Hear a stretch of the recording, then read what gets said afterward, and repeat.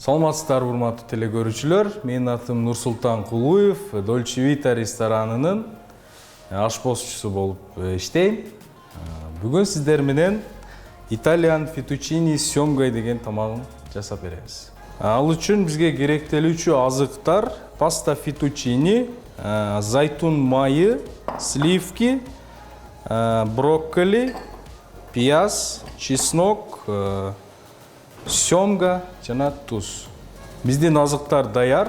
Эми биздин фетучинибизди жасап баштасак болот. Биринчи фетучинини кайнатып алабыз. Кайнаган сууга салабыз. 5-6 минутада даяр болот. Сууга татымына жараша туз кошуп коебуз. Пастабыз бышканча соусун даярдап алсак болот. Ал үчүн биринчи зайтун майына сёмга менен брокколини кууруп алабыз.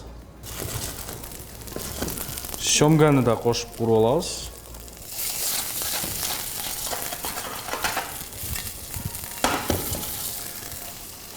Эгерде майы азыраак болсо, дагы бир аз кошуп койсоңуздар болот.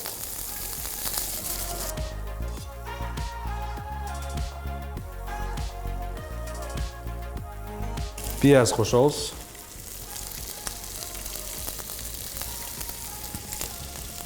Жана чеснок.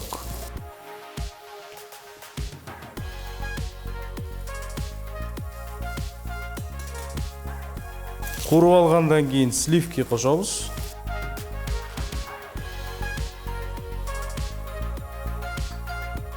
Туз жана көк чөп кошобуз.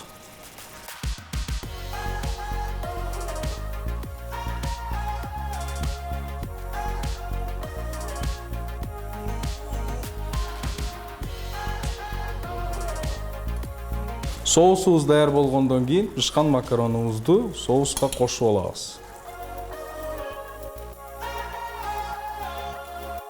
Соуста бир аз кайнатып алабыз. Пастабыз даяр. Демек, тарелкага салып, дасторконго узатсак болот.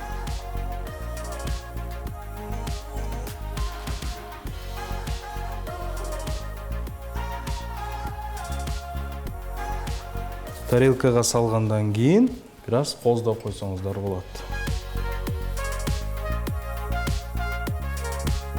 Кооздоо үчүн икра да салып койсоңуздар болот.